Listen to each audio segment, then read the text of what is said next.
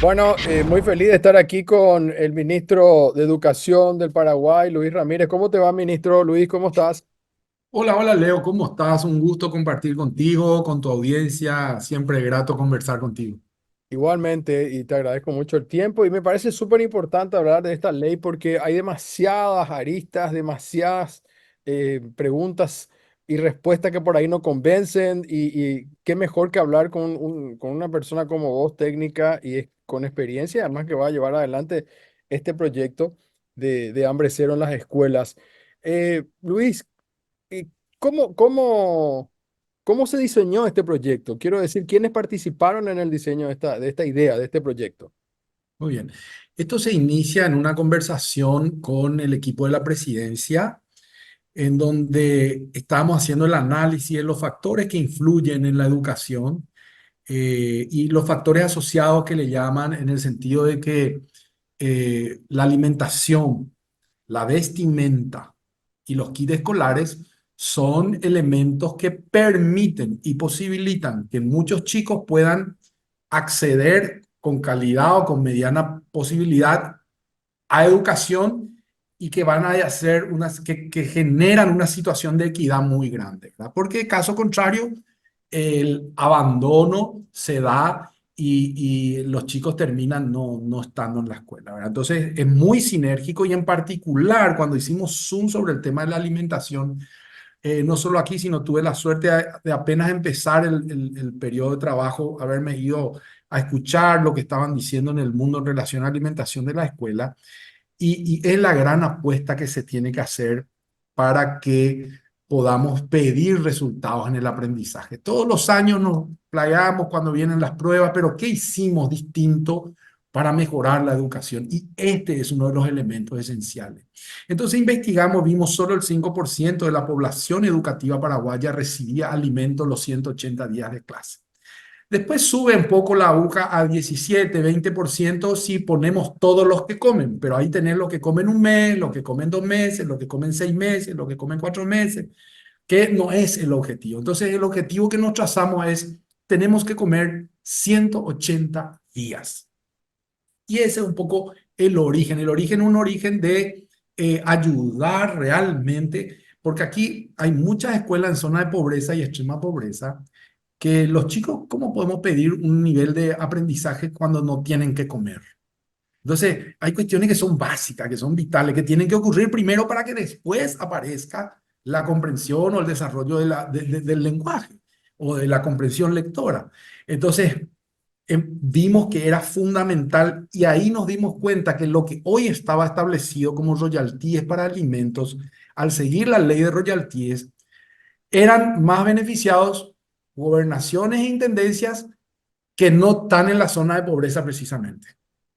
Entonces dijimos, y nos encontramos con otra atadura, dijimos, acá esto también tenemos que cambiar, no podemos seguir con el esquema que privilegia a las zonas damnificadas por las hidroeléctricas. Entonces necesitamos ir a la zona de pobreza como primer paso, ¿verdad? Siempre la cobertura nacional es el ideal.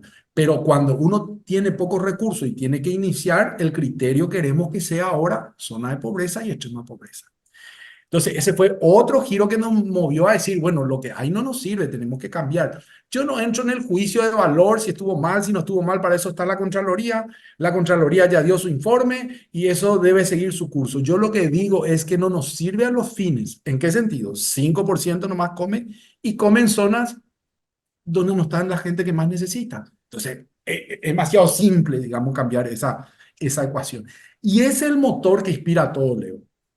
Y ¿sabes por qué te pregunto por los nombres? Porque a muchos nos interesa saber que detrás tuyo, que son técnicos reconocidos, una persona con experiencia, no voy a repetir de nuevo lo que dije ya aquí en la entrevista anterior y sabes perfectamente la admiración que te tengo también en tu formación, pero ¿quiénes más te acompañaron, digamos? Si no, te digo porque las Bueno, cabezas que se ven son la tuya, de repente Lea Jiménez, pero me imagino que hay un equipo técnico que pensó en esto para proponer.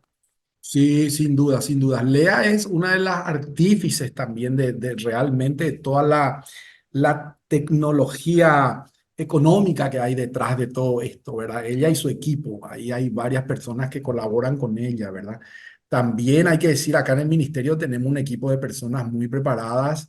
Milena Fernández se llama la coordinadora de alimentos, Robert Galloso se llama el coordinador de bienestar estudiantil, que nos aportaron datos, visión, nos aportaron un poco los esquemas y nosotros hicimos antes, Leo, contratamos, hicimos un convenio con la FAO, hicimos un congreso nacional donde le invitamos a todos los gobernadores, intendentes y a todos los del Ministerio de Educación y los distintos ministerios que intervienen, estuvo de niñez, de salud, el INAM, y en fin, hicimos con expertos de afuera que nos contaron experiencias, como por ejemplo Brasil, que es el líder mundial, hambre cero, y Portugal hoy es un modelo extraordinario, ¿verdad? Y también nos trajeron otros modelos de la región que como países tienen dificultades de llegar porque tienen montañas, porque etcétera.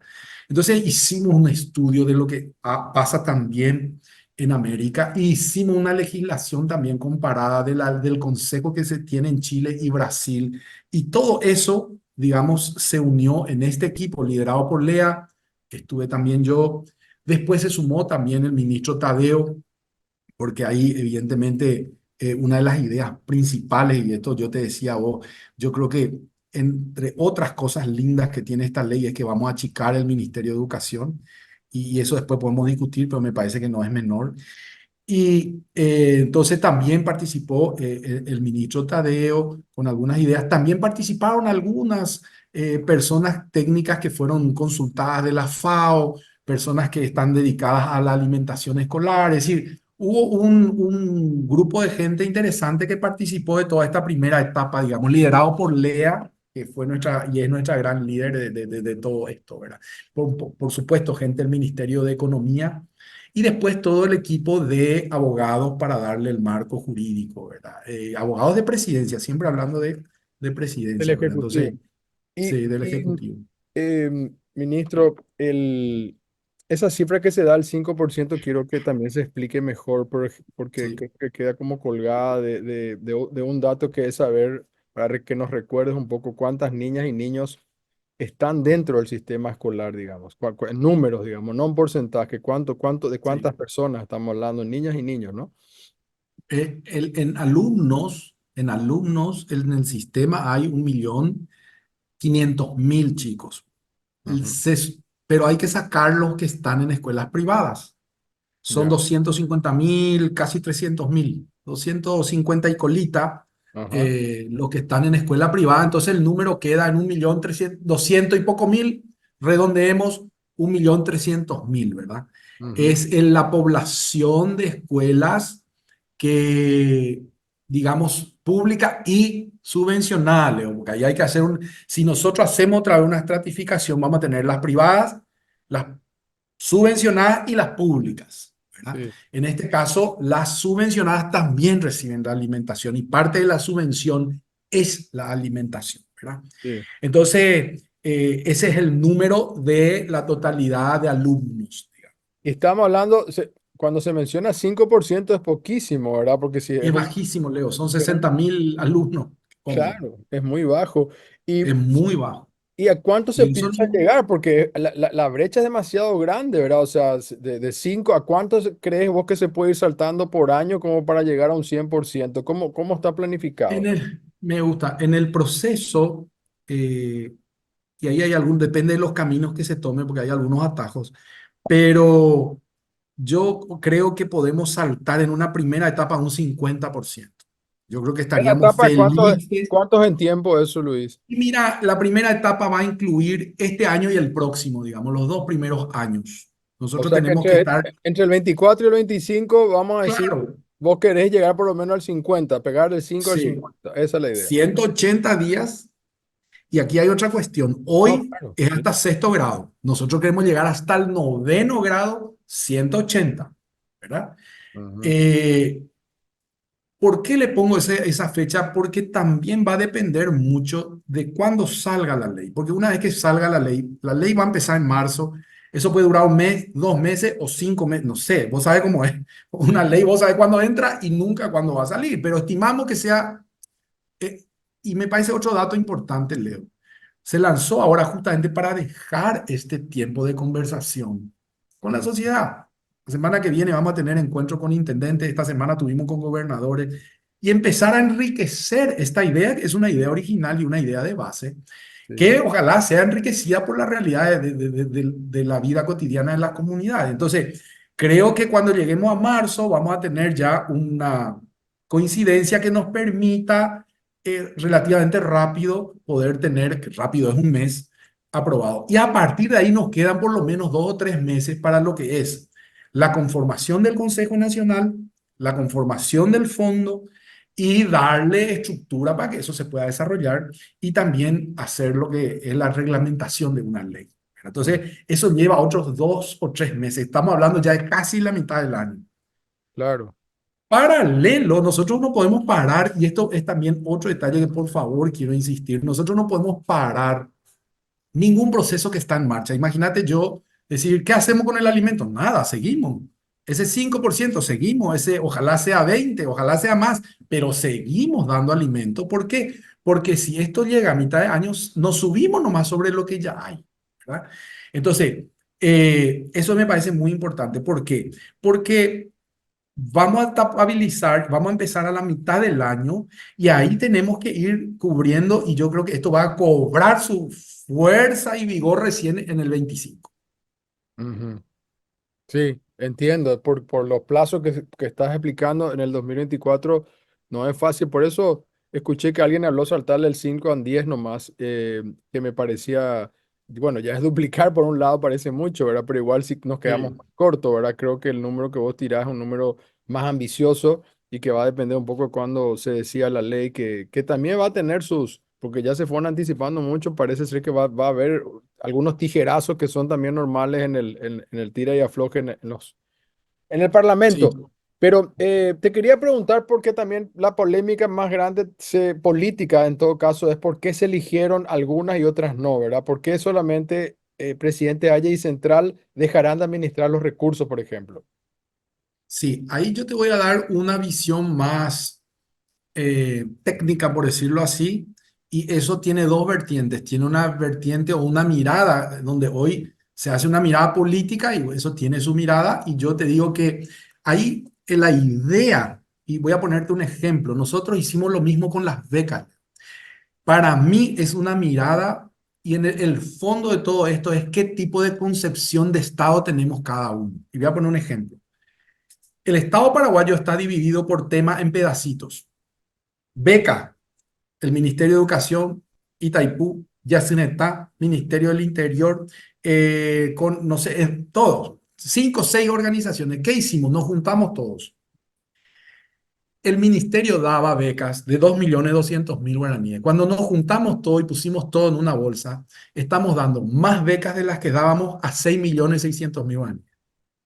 Este año estamos terminando un proceso de becas en donde vamos a entregar más de 5.000 a 6 millones. O sea, juntar es una ventaja, tiene múltiples ventajas y tiene una economía de gestión que es muy importante. Eso como concepto, la idea es trasladar para volvernos eficientes en el ámbito del alimento. Central y el área metropolitana se llama SOMA realmente, que es esta zona del área metropolitana, eh, abarca el 35%, casi el 40% de la matrícula de la gente que come. Si somos eficientes ahí y formamos una unidad que da de comer a eso, que tiene unas características que no tiene el otro Paraguay, el territorio. Te voy a poner un ejemplo. Hay caminos, se puede llegar y podés desarrollar una modalidad que se llama catering, que es cocinas grandes de muy buena calidad que reparten la comida. Entonces, eficiencia, calidad, todo se puede dar en esa zona y a partir de ahí conseguir llegar con mucha calidad y con bajo costo a 40% de los alumnos. Imagínate el salto que se puede pegar con esa organización. Es muy importante eso. Ese es Ah, el Luis, criterio, la idea técnica. una cuestión para ampliar lo que estás diciendo breve nomás. O sea, tiene que ver más, tiene mucho que ver, voy a replantear con la logística entonces, por lo que estás explicando Lo que sería como un Gran Asunción, ¿verdad? Que así le llaman en las otras ciudades, Gran Buenos Aires, el Gran San Pablo, bueno, el Así Gran es. DF de México, bueno, está todo conectado al final, somos como un Gran Asunción y Es entonces así mismo, Leo. por eso se eligió, digamos. Ese es un criterio, por eso te digo, economicista en el sentido y de calidad, en el sentido de que tiene características la zona que no existe más después en el Paraguay. A otra gobernación que vos te vayas, vas a encontrar ya una escuela rural con camino de tierra. Y ya ahí varía totalmente, pues yo no puedo tener una empresa con un catering, con un camión que cuando llueve no va a dar de comer. Ujú, Ahí tenemos que hacer cocinando en la escuela, que es la otra modalidad. Pero en una intendencia, una gobernación puede haber la modalidad catering y la modalidad cocinando en la escuela. Cuando hicimos ese análisis, dijimos, epa, acá realmente lo que va a ser exitoso es que la gobernación sea la unidad que defina qué va al municipio para unidad de alimentación de la escuela y qué queda en ese ejido de zona más urbana de cada uno de los departamentos, ¿verdad? Y se va a desarrollar un mix. Pero ¿por qué es interesante para nosotros la ley, Leo? Porque la ley crea un Consejo Nacional que va a ser el que va a reglamentar esto que yo te estoy hablando. Hoy vos te vas para alimentación escolar. En ujú, una gobernación se juega handball, en la otra gobernación se juega fútbol, en la otra gobernación se juega vóley. Hasta cuando querés evaluar no sabés qué es. Uno da catering, el otro da bolsa de comida, el otro, o sea, es caótico. No hay un orden, no hay un padrón, pero te voy a decir algo más importante que esto, el precio. Es cualquier cosa, cualquiera fija el precio que se le ocurrió. Este consejo va a decir, no, señores, el precio mínimo es 7.000 y el máximo que se puede pagar con el más exclusivo nivel, 15.000. Estoy poniendo un ejemplo nomás, ¿sí? ujú. Y te genera un rango y nadie se puede pasar de 15.000. Hoy el precio es lo que cada uno puede o cree en cada comunidad, ¿verdad? Para darte nomás idea de los hitos que son importantes para poder lograr el 100% y para organizar esta actividad del servicio de las comidas en las escuelas, ¿no? Ujú. ¿Y qué tipo de comida hablamos, Luis? Ya se llegó a ese punto de hablar cuál va a ser la alimentación que se Sí, va a dar? espectacular. Esa es una pregunta estratégica, Leo, por varios motivos. Cuando se inició esto, se inició con una comida que era hidratada. O sea, una sopa que se le ponía, una cosa que venía envasada que se le tiraba agua Mm. y no tuvo aceptación, Leo, no tuvo aceptación. Los paraguayos estamos acostumbrados y en ese sentido yo creo que tenemos, dentro de que pueda haber déficit, hay como mucha comida sana, digamos, posibilidad de comida sana, de encontrar la lechuga, de encontrar el tomate.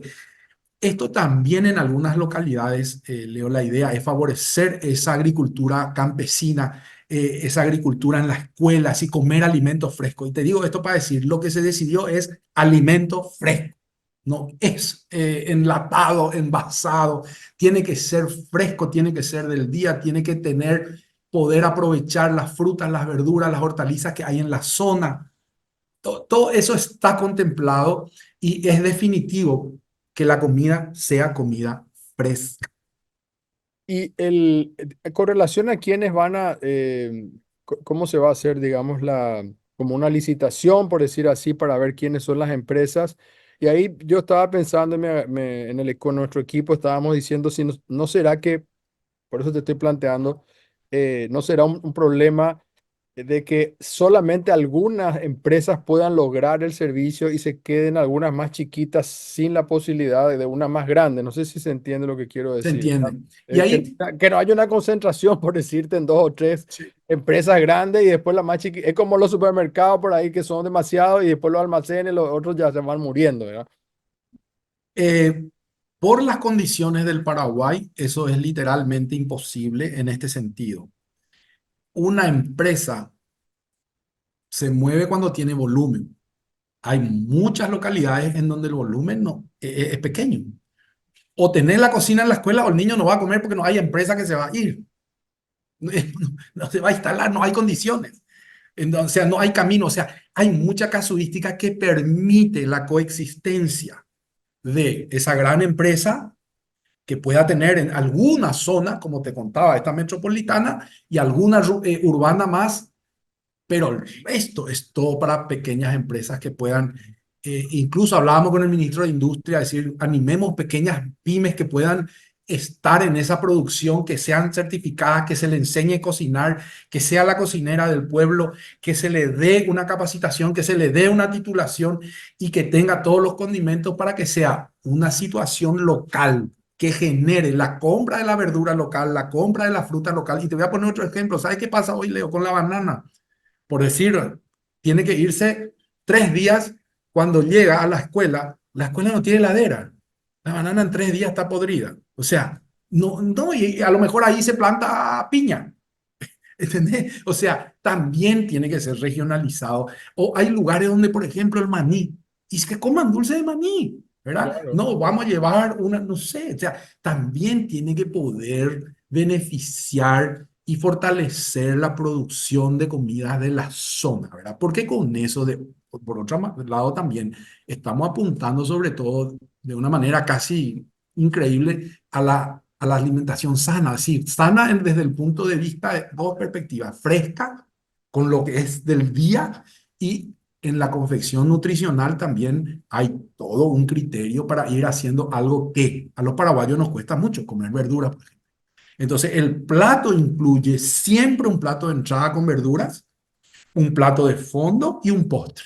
Imagínate esa estructura de alimento permanente, ¿verdad? Independientemente que después podemos hablar de los valores educativos, enseñar a comer, etcétera, etcétera, etcétera, etcétera. Pero el concepto de alimentación es un concepto muy potente, muy poderoso que se puede hacer desde una empresa, pero que también no va a haber condiciones para que 2 o 3 empresas agarren todo esto. Es literalmente imposible. Es como si vos tenés un comedor de 1,5 millones de personas. No, no podés, no, imposible hacerlo entre 3 empresas, no, no, no hay condiciones porque además en un territorio tan vasto. Vamos a hacer una breve pausa, Luis, pero me hiciste acordar dos anécdotas. Una, un señor, me acuerdo que había venido una vez a la radio y me dijo que bueno sería, por ejemplo, que en la zona donde hay sésamo se le pueda dar el alimento escolar, no sé, desde leche de sésamo, que a lo mejor muchos nunca probaron, pero les puede encantar si prueban, hasta unas galletitas con sésamo, es decir, aprovechar lo local, como vos estás diciendo. Si en San Pedro, por ejemplo, hay sésamo y hay plantación, ¿por qué no vamos a usar el sésamo de los campesinos? Y también ahí se genera otra cuestión. Y lo segundo, también recordé con relación a la alimentación, un documental, pero en Estados Unidos, que decían que los chicos se alimentaban muy mal en las escuelas porque le era más barato comprar una papa frita ¿cómo se llama?, de plástico con una gaseosa que una manzana. Por ejemplo, es más caro comprar una manzana y llevar a la merienda que una Coca-Cola o Pepsi o Nico, cualquier gaseosa con una papa frita, digamos, ¿no? Sí, y fíjate vos, qué interesante, y nosotros tenemos frutas acá a cacharrata en todas nuestras localidades para hacer jugo, por ejemplo, pero Exacto. no es una costumbre. No. Preferiríamos muchas veces ir a comprar esa gaseosa que todos sabemos a veces no es muy saludable, ¿verdad? Sí, por eso. Una brevísima pausa, Luis Ministro, ya volvemos. Vamos. Bien, aquí en la segunda parte de la entrevista y de nuevo aprovechando el tiempo del ministro, quería preguntarte sobre las otras cuestiones que quedaron del FONACIDE, digamos, que se estaban hablando, caso Arancel Cero o el tema de investigaciones o Becal, digamos. ¿De dónde van a salir esos fondos a partir de ahora? ¿Cómo Bien. se va a hacer? De nuevo, es una cuestión conceptual y me encanta el tema por 2 motivos. El primero porque nada se va a dejar de financiar. O sea, voy a poner un ejemplo, con así como está, y si sigue el ritmo que tiene financiación hasta el 27. Ujú. Esa está ahí la financiación, o sea, no, hasta el 27. ¿Cuántos años tenemos para trabajar la incorporación al presupuesto de la educación paraguaya, el CONACYT, por poner un ejemplo? Y así todos los proyectos. No se va a cambiar, no se puede tocar. Un Estado no es serio si comienza un partido con una regla de juego y a la mitad del partido cambia la regla de juego. Eso no va a pasar, eso no podemos hacer. Las reglas de juego van a ir hasta que termine el juego y ahí seguramente va a entrar en vigor esa nueva regla. Esa primera cuestión. Entonces, arancel cero, no se preocupen, está financiado, eso no se va a tocar. Quédense absolutamente tranquilos. Pero ahí viene lo segundo, Leo, y te voy a poner un ejemplo concreto. Hoy yo tengo financiado a través del FEI, del Fondo de la Excelencia, el salario de 1.600 maestras mochileras. Fantástico para la primera infancia. Decimos que la primera infancia es fundamental para la educación paraguaya, pero ellas cada diciembre se le corta este contrato, se quedan 2 meses y medio en el limbo y después vuelven a ser contratadas. O sea, me parece que eso no corresponde. Si es algo importante para la educación, pues que entren al sistema y generemos los rubros para que sean maestras del Ministerio de Educación. Está bien, yo entiendo un año para apalancar, para que funcione, mientras se forman, mientras se capacitan. Están 3 años ya así. Entonces, ¿cuál es mi misión como gerente del Estado paraguayo en este caso, ¿verdad? Lograr que la educación tenga un presupuesto sincero, real, y que no se financien cosas que son fundamentales por préstamos, por acciones que pueden estar o no, por coyunturas. No es serio si seguimos financiando así la educación. Yo entiendo cuando se creó esto, la idea era blindar los fondos, etcétera, etcétera.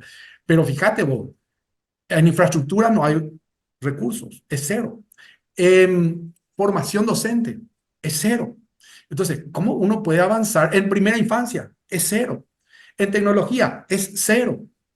Entonces, algo no estamos haciendo bien y le dimos a un fondo que comienza y termina y que tiene una vida útil responsabilidades de la educación paraguaya. Yo prefiero un presupuesto de decir, no, señores, nos equivocamos, no es 1.400 millones el presupuesto del ministerio, es 2.400 millones, faltan 1.000 más. Y con esos 1.000 más, haz que el Estado paraguayo asegure, porque si yo no aseguro esos 1.000 los próximos 5 años, la educación no va a variar, no va a cambiar, no va a evolucionar. Este es el grado de sinceridad que tenemos que tener con los proyectos y con los presupuestos, agradeciendo mucho el FEI, su obra, lo que hizo, lo que llevó adelante. Pero también ahí se generaron en la historia impases, donde, por ejemplo, llevamos invertido 100 millones de dólares en formación docente y no hay una consecuencia, no vemos el resultado en relación a lo que se invirtió. Entonces tenemos que ser críticos también en cuanto a eso. Y eso no se puede dar si el recurso funciona alimentando un sistema que está fuera de la gestión del Ministerio de Educación. Entonces, que venga el dinero al ministerio y si el ministerio hace mal o si con esos fondos se malversan, que se vayan y tomen las medidas que corresponden para las personas que estuvieron en el ejercicio y han malversado. Ese es el sistema para que el Estado funcione. Si no, estamos creando estados y subestados y estados paralelos y esa me parece que no es una manera sana, por lo menos para la educación. Entonces, que se Volviendo al queden todos arancel cero, tranquilos, volviendo al arancel cero para aclarar eso que quede súper está claro, cubierto eso, está cubierto. Pero ¿de está dónde va a salir? cubierto. No, no es que, porque cuando se dice, eso venía del Fonacid, del royalty, no sé qué, ahora va a pasar a otro lado, me quedo sin plata. O sea, ¿quién va a pagar el arancel? No, y ahí también, Leo, ahí hay que hacer una buena interpretación. Lo que va a salir del FONACIDE es el recurso que existía para alimentación y paralelamente se va a ir generando un nuevo recurso. Por eso dice que se crea el FONAE, que no es su única fuente el FONACIDE. No, tiene otras fuentes también. No es que el fondo se va a nutrir exclusivamente. Que eso quiere decir que el FONACIDE a lo mejor sigue de alguna manera financiando algunas cosas, pero en concreto el arancel cero. Y aquí aprovecho para decir otra cosa. El presupuesto de este año no lo hicimos nosotros. Hablé con la rectora, la doctora Zulli, y le dije, trabajemos en un proyecto para que esto entre dentro del presupuesto general de gastos y la Universidad Nacional, a través del Ministerio de Educación, tenga el recurso que la Universidad Nacional necesita. Y le vamos a dar de la fuente 10, de la fuente del Estado, para que se tenga, no puede estar siendo pagado por una cuestión que a veces viene, que a veces no viene. El arancel cero es muy importante y tenemos que reflexionar todavía mucho en ese ámbito porque hay que establecer también que ayuda a la equidad muchas veces y otras veces no. ¿Por qué?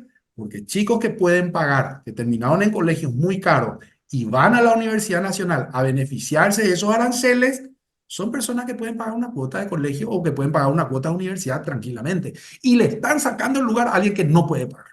Y eso me parece que es una injusticia y una inequidad que tenemos que corregir. Pero ese es otro tema que tenemos que profundizar y que estamos hablando con la rectora para decir, tomemos en serio los temas.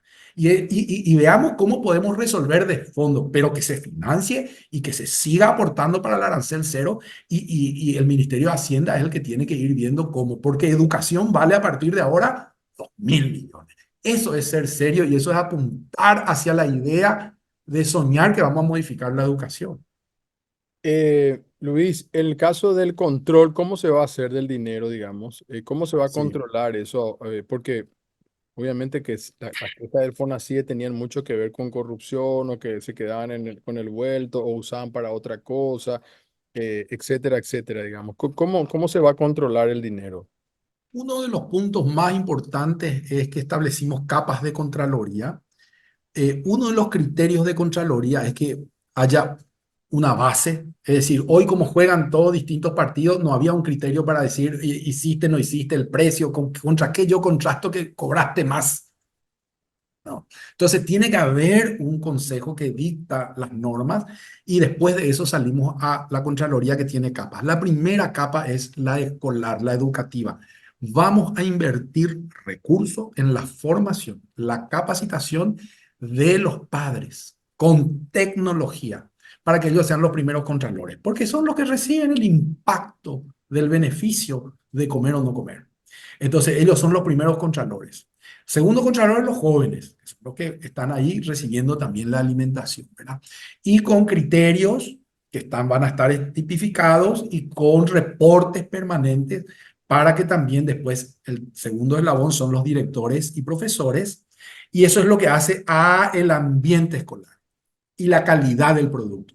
En la otra gestión es la Dirección Nacional de Contrataciones Públicas que tiene que intervenir ya. En este año hizo 82 denuncias solo este año de licitaciones con respecto a la comida. Tiene que estar la DNSP metida ya en el vamos de lo que se hace y aprobar los pliegos, los plazos, las licitaciones, etcétera, etcétera, etcétera.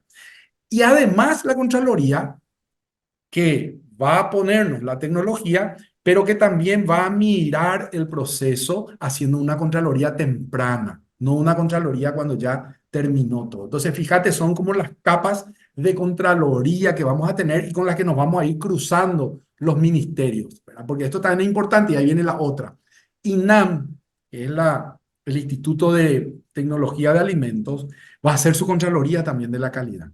Entonces, cada uno va a entrar con su Contraloría específica en un gran portal donde vamos a cruzar todos esos datos, ¿verdad? Ujú. Esa es la idea de la Contraloría, Leo. Claro, eso me queda muy claro y ahora te voy a preguntar otra cosa, pero con relación a lo anterior que te preguntaba de que la gente tiene esta confusión, si se va a dejar el arancel cero o las becas, etcétera, etcétera. No es que, es decir, uno cuando ve de afuera este proyecto es como que se van a dejar de financiar a través del FONACIDE, digamos. Entonces, ¿de dónde va a salir la financiación para pagar de dónde va a venir este dinero? Sí. ¿Se van a tener que recurrir a préstamos o cómo sería? Y esa es una pregunta muy técnica de economía que yo querría que el ministro Carlos Fernández responda porque es muy técnica y te prometo que ya me explicaron, pero yo soy muy duro para entender esas cosas. Pero te voy a decir más o menos lo que me quedó en la cabeza. Eh, Hay una mejoría gigante en la recaudación, Ujú, ya hay ahora y la tendencia es a que eso mejore. Existen otras fuentes que tenemos que esperar que resulte de lo que va a ser esta negociación nueva con Itaipú, que la tendencia es a que también sea mejor. Y hay después otras fuentes que se van a ir dando a través de lo que es el mejoramiento de la gestión y la eficiencia. ujú, Yo te contaba el tema de las becas, ¿verdad? Así hemos nosotros, te cuento otra, este año pasado pagamos permiso de maternidad de 4 años atrasado, solo con una gestión, porque no es ni siquiera un presupuesto que hicimos, solo gestionando aquí, allá, aquí, allá, aquí, allá. O sea, había sido, existía el recurso para pagar, ¿verdad? Entonces, vos fíjate, eso es muy importante y no es menor porque cuando tenemos los controles, fijamos los precios, se gestiona de una manera eficiente, el Estado ahorra. Y te voy a contar otro dato que tiene que ver con alimentos, Leo. Nosotros hicimos una licitación ahora para la merienda, porque se licitó el año pasado. Entonces nosotros dijimos, no, que abrimos eso a la participación, pero le pusimos un límite al precio. 2.230 millones de guaraníes le ahorramos al Estado Paraguay en una licitación. Entonces, hay mucho todavía, como se dice, para sacarle la punta al lápiz solo con gestión eficiente. Sin duda. Entonces, cuando vos pones un precio y decís, no, señores, este no puede ser el precio va a ser este. ¿Y yo, por qué? Y yo te doy un volumen que no te da nadie. Yo puedo negociar unos precios que hacen que podamos tener una calidad extraordinaria en todo sentido, en la calidad del producto, pero también en la calidad de los precios. Entonces, todo eso hace a encontrar fuentes de financiación, fuentes nuevas. Entonces, hoy parece que no están, pero apenas gestionamos, había sido están. Sí, yo me acuerdo que en la época de Lugo Esperanza Martínez también en el Ministerio de Salud, y de repente, no sé, en la compra de oxígeno, boom, hubo un ahorro ya de 5 o 6 millones de dólares en un ratito, digamos, ¿verdad? O sea, Claro, así de es. repente hay que, como decía, afinar lápiz, pero te quiero pedir que busquen la manera, ministro, permitime esta sugerencia de transmitir bien de dónde van a salir los recursos para que Sí, la gente sepa, digamos, realmente, porque si no se presta a entender que pueden haber préstamos, quién va a prestar, a qué tasa, correcto, correcto. si es necesario, no, tal vez no sea, ¿verdad? O sea, es No, como queda esa. no. Te Y quería ahí, Leo, si preguntar, me permitís, sí, antes claro. quiero hacer una puntualización porque dijiste algo que es estratégico. No préstamos y no más impuestos. Esto fue muy claro el presidente de la República. Ujú, Esto no va a significar, pues seguía los perros dicen, no, lo vamos por los impuestos. No va a significar aumento de impuestos. Lo que estamos haciendo es mejorar recaudación y tener otras estrategias de eficiencia del Estado en donde cada ministerio está funcionando eficientemente y eso produce que haya más recursos en el Estado, en las arcas generales, ¿verdad? ujú. Entonces, ahí nos contaba la ministra Barán que solamente en licitaciones produjo ahorros millonarios en salud, ¿verdad?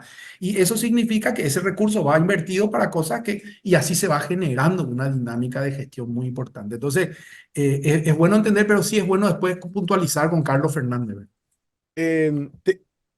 Otro tema que generó ruido, Luis, es el tema de la OPACI, digamos, porque también es como una ONG así muy golpeada en tema de corrupción. ¿Qué nos puedes decir al respecto? Sí.